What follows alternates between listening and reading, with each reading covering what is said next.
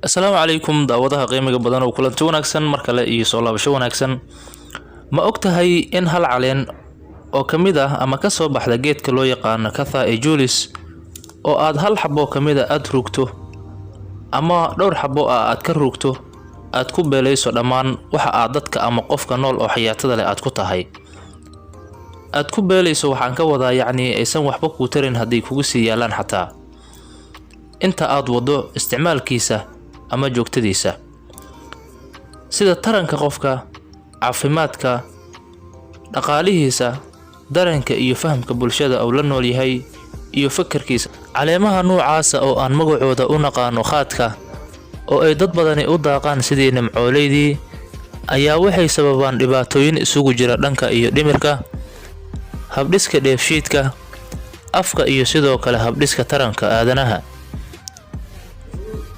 Dhanka iyo dhimirka dhibaatooyinka ay u geystaan waxaa ka mid ah carada iyo ilaalin la'aanta qofka, dagaal iyo inuu mar walba noqdo qof shiddo badan oo kacsan, iyo inuu noqdo qof dabeecad xun oo aad iyo aad aan si fiican ula dhaqmaynin dadkii uu la noolaay. Dhibaatadaas dhimirka ah markii la soo dirasto oo ay sababto haddii qofku uu lahay qof qoys leh oo qaraabo iyo qoyskiisaba intaba uu ka go'o.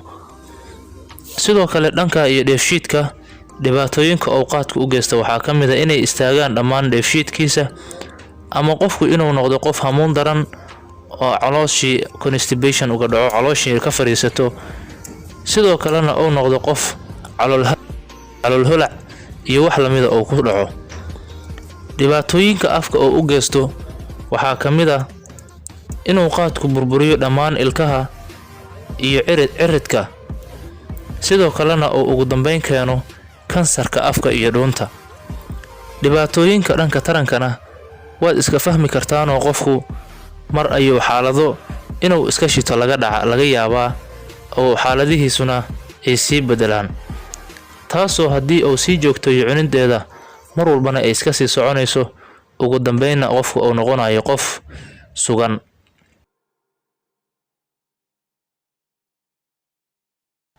Dhibaatada ugu xun oo saldhigga u ah dhammaan ayaa waxay tahay dhibaatooyinka uu keeno jaadku midda ugu xun midda dhanka dhaqaalaha ah. Waxaan ognahay in marka waddan oo wax soo saarto uu u baahan yahay inuu helo macaamiil ka qaadata, sidoo kalena wadamadu markay wax wadaagayaan oo wax isku dhoofinayaan waxaa la ilaaliyaa wax la yiraahdo trade balance, isku dheelitirnaanta dhaqaalaha ay waxay wadaagayaan ganacsigooda. Ka waranse haddii waddan intuu wax kuu soo saaro oo wixiisu dhan kaa iibsado kuguna soo daro caleentii adiguna aadan waxba ka sii u sii dhoofin. Cilmi baaris la sameeyay ayaa muujinaysa in maalin walba dalka Soomaaliya oo waddankeena ah wadamada dariska la ah sida tusaale Soomaaliya, Kenya iyo Ethiopia ay dalkeena keenaan qaad wax soo saarkoodana ay noo keenaan, hase yeeshee wax soo saarka ugu badan oo ay noo keenaan uu yahay qaadkooda, halka anaguna aan ku daabulno bedelkeeda lacag oo aan u dhisno malaayiin jiilalkooda iyo ilmahooda dambana aan u korino qoysas badan oo Kenyaanana iyo Ethiopiaanana aan korino. Sidoo kale qiyaastu waxay sheegaysaa ama cilmi baaristu in maalintiiba halkii maalinba ay dalkeena ka baxdo dhaqaale wadartoodu ay tahay 1,100,000,000 oo dollar oo aan siino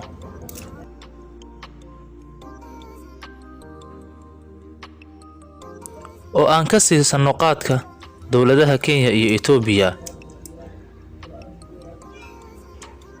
halka Ethiopia iyo Kenya dhammaantoodba ay noo soo wada waaridaan ama noo keenaan qaadkooda.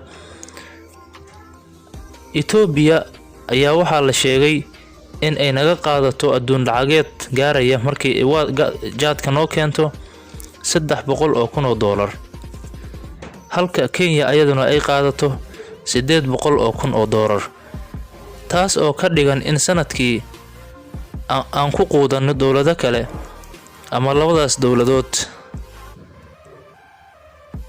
396 milyan oo dollar.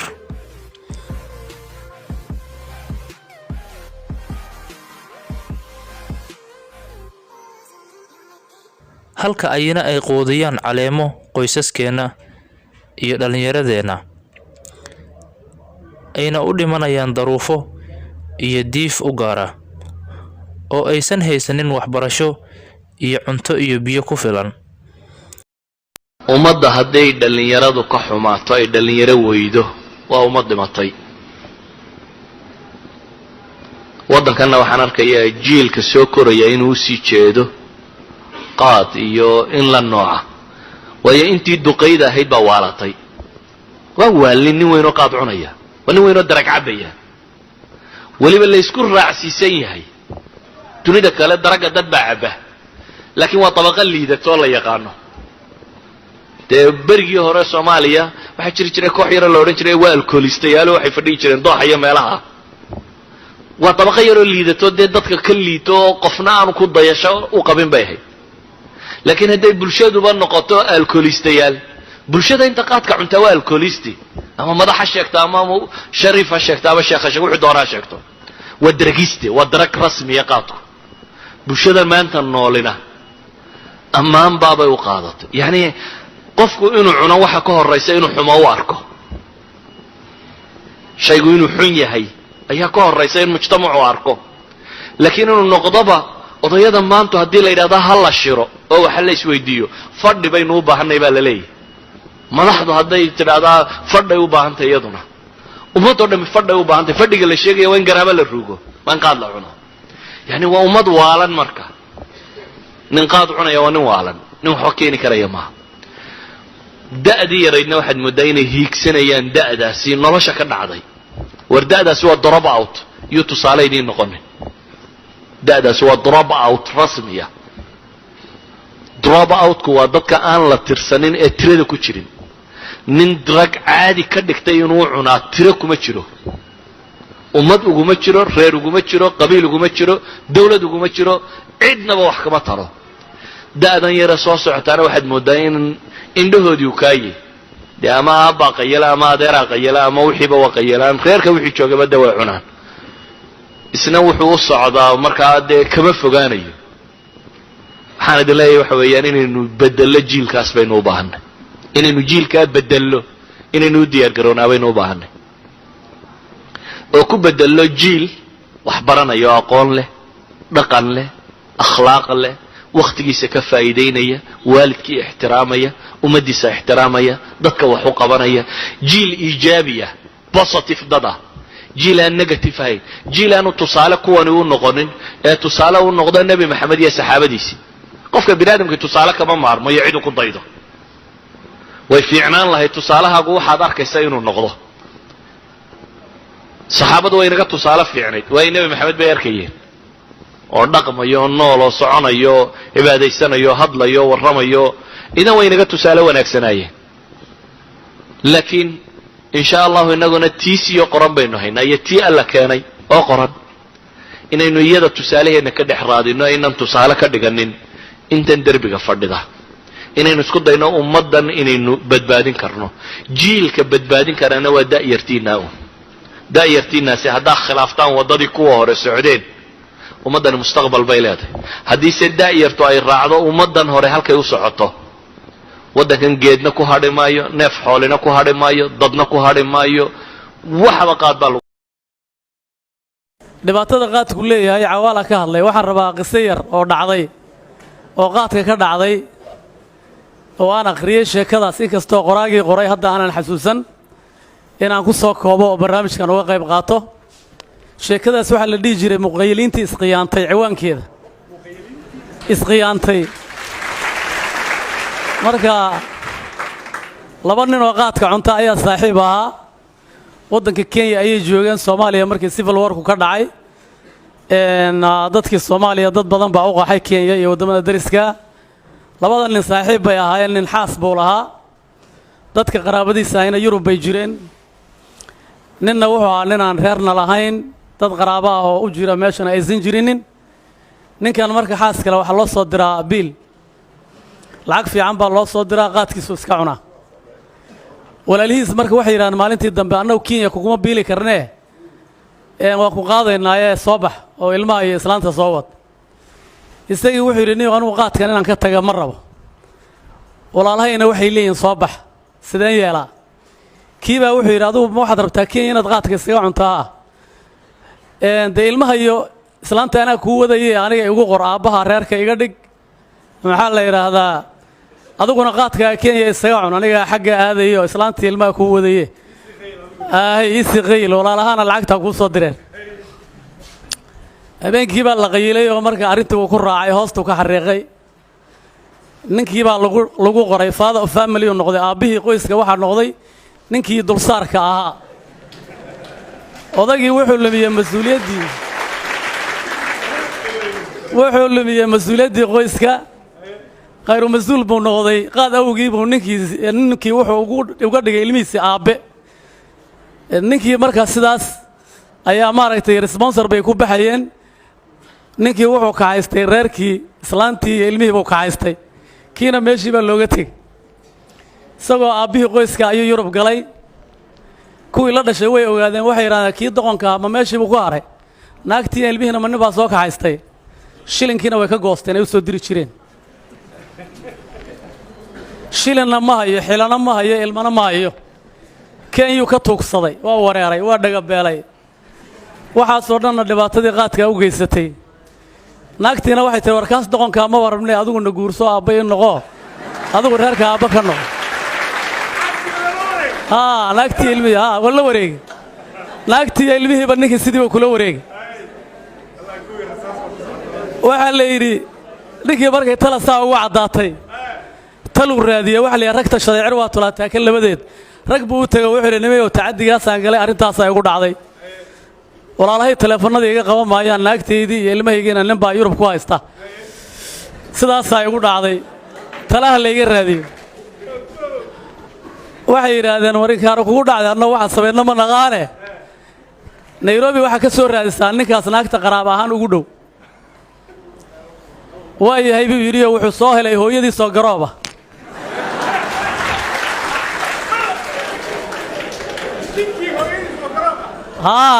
ayuu soo helay wuxuu yidhi nimayow ninkii dhacay hooyadiisoo garooba nairobi joogtaa maxaan sameeyaa waxaa leeyahy tala nafkaaga dhow lama arkay habarta guurso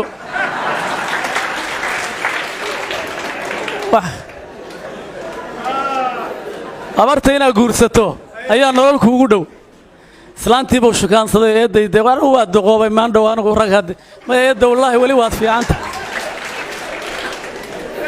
eedday weli waad fiican tahay islaantiisuu u shukaaminayay islaantii buu guursaday habartii markuu guursaday habartii buu biilkii la cunaa kii baa soo biilaya moogta markaasay tiri hooyo nin baan guursaday siyo anaa kuu biilaaya waa ninkuu islaanta ka dhacay isagu ma oga markaasuu biilkii u badiyey ninkii dhabartii baa ku soo noqotay oo nolol buu yeeshay oo waa fiicnaada waa ka foqday laakiin hadda islaantii ilmihii baa ka maqan kaliya wuxuu yidhi waagii dambe hooyo adiga adeerba waa idin qaadayaa oo sharci baan idiin xareeyey say tira waayaha uu guuriyo marka bes marka waxaa dhacdee markaasay tiri waa nala qaadaya ma nala qaadaya ahaa bes sharcigii baa loo xareeyey maalin heblaad ku qorantihiin baa la yidhi diyaaradda falaytka farxadda ninkii ka badatay dhulka la wareegay warna la iskama hayo ninkii ilmihiisa haystaa qaadaya isna kana hooyadii buu qabaa marka waa la qaaday ninkii yurub markuu galay ayuu wuxuu yidhi waxaan soo dhawaynaynaa hooyo iyo adeer baan soo dhawaynaynaa nakeen gabadhii xaaskiisa ahayd oo ninkan ka dhacay soo dhawaynaynaa nakeen ayraboorka markii ay la yimid oo diyaaraddii jaranjartii inta loola furay laga soo degay buu asagiyaa soo hormaray isagii markuu soo hormaray habartii baa ku xigta se markay arkeen ayuu ninkii waa yaabay ninka adeerka la sheegaya waa kuma adeer kaluu ka sii sugayaa diyaaradda markaasi habartii markii salaantay ayuu yidhi hooyo ay tiri adeerna waa kan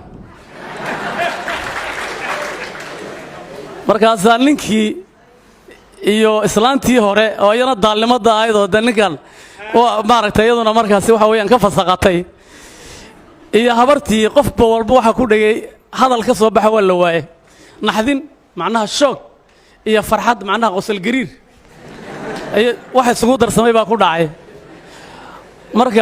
markaasay tira hadba mid fiirisa marna odayga waxay fiirisaa wiilkeeda marna waxay fiirisaa ninkii la socday war ma haysta haa marka calaa kulli xaal marka waa markii ninkii dalkii galay ba wuxuu yidhi dhegayso horta waad khiyaantay macnaha sheekada ciwaankeedu waxayd muqayiliintiis khiyaantay waad khiyaantay haddana adeerkaa baan ahay islaantayduna adiga kuguma xirna oo tuug baa tahay dan hadday kuu tahay magaalada ku dhuuma hadda waddanka ku dhex dhuuma tanna anaa qaba hooyadaan anaa qaba ma garato horta ilmahaygana anaa leh soo maa labadaba anaa leh hadday dan kuu tahay saa yeel dii kale adaa yaqaan meeshaad aadays marka sheekadaasi marka waa sheekadii igu yaabka badnayd oo aan qaadka markaasi ka akhriyey inkastoonan qoraagii qoray aanan haynin oo aan xusi karin marka intaasaan rabaa marka barnaamijkan marka inaan markaasi kaga qayb qaato waxaas keenayaana waa qaadkii dhibaatada uu leeyahay reerahu burburiyana way badan yihiin marka intaasaan ku soo gabagabaynayaa haddaba si bulshadeenna iyo qaadka loo kala ilaaliyo khatartiisuna ay uga baxdo meesha waa maxay habka ugu habboon ee lagu xakamayn karo bulshadeeduna ay u noqon karto mid moralkooda iyo dadnimadooda soo ceshata kow qodobo ayaan kuu sheegi doonaa laakiin qodobadaas wuxuu xaq iyo tusaale aan dhahay jar laakiin qodobadaas waxaa mas-uuliyad ka saaran tahay kaliya fulin karana dadka maamulka markaas dadkiisu ay harsanayaan oo dowladdii ah ama maamulkii ah kow waa in la saaro canshuur dheeri ah oo ka badan 200% si qaadkii laga ganacsanayay waddanka imaanayay canshuurtiis markii lagu badiyo oo u joogsado ama maxal lahay oo loo niyajabiyo canshuurta loogu niyajabiyo in gaadiidka keena sidoo kale canshuurta sida diyaaradaha iyo gaadiidka dhulka ayagana la saaro canshuur ka badan macaashkooda in laga saaro faras magaalooyinka ama magaalooyinka qaadka lagu cuno goobaha qaadka lagu iibiyo ama lagu cuno in la sameeyo saylado ama suuqyo u gaar ah oo magaalooyinka ka baxsan ama magaalooyinka daafaheeda ah in laga mamnuuco goobaha dowladaha iyo maamuladu ay ku shaqeeyaan xilliyada shaqada jaadka cunidiisa in la sameeyo sidoo kale bulshadiina loo sameeyo wacyigelin ballaaran in sidoo kale qaadkana loo aqoonsado oo dadka maamulka markaas joogaan ay ku daraan in uu yahay qaadku musiibo qaran waxaa yeelay qashinka iska cun anina qarashka isii ma soconaysee mahsanidiin